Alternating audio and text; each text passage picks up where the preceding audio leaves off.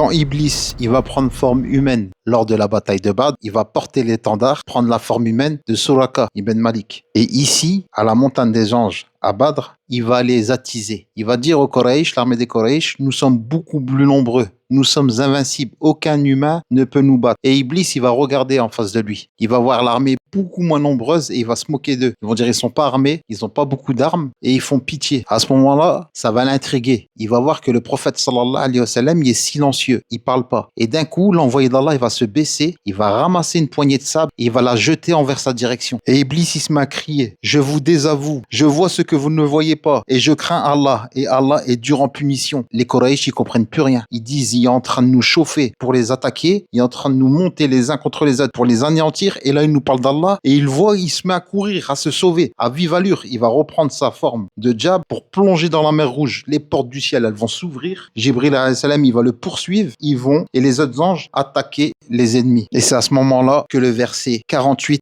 de la sourate 8, elle va descendre. Et quand le diable, Satan, leur eut embelli leurs actions, et dit, nul parmi les humains ne peut vous dominer aujourd'hui, et je suis votre soutien. Mais lorsque les deux groupes furent en vue les uns des autres, il tourna les deux talons et dit, je vous désavoue, je vois ce que vous ne voyez pas, je crains Allah et Allah est dur en punition. Cette nuit-là, les musulmans, ils étaient soulagés de voir l'intervention divine de Allah le Tout-Puissant qui a envoyé ses anges en renfort lors de cette bataille. Plus tard, il va enseigner aux compagnons de garder le silence dans certaines situations. Il va dire dans un hadith, Allah aime les gens silencieux dans 3 situations. La première situation, c'est lors de la récitation du Coran. La deuxième, c'est lors du combat. Et la troisième, en suivant un convoi funéraire. Pourquoi il va leur enseigner ça? Parce que la bataille de Badr, c'est la première bataille. Et lors de cette bataille, les musulmans, l'armée musulmane, ils voyaient qu'ils étaient plus nombreux, l'ennemi, ils étaient plus armés, et c'est normal qu'ils avaient peur.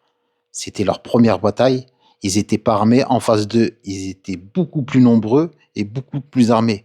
Ils savaient, au fond d'eux, que la bataille était perdue. Et par le biais de cette bataille et l'intervention divine d'Allah le Tout-Puissant qui a envoyé, par sa permission, les anges, les assister dans cette bataille, il va leur enseigner que même s'ils sont beaucoup plus nombreux, il faut garder sa position et rester silencieux et invoquer Allah le Tout-Puissant pour une intervention divine. À cet endroit, il y a plusieurs versets qui sont descendus. Là, le verset que je vous ai cité, c'est seulement un seul verset.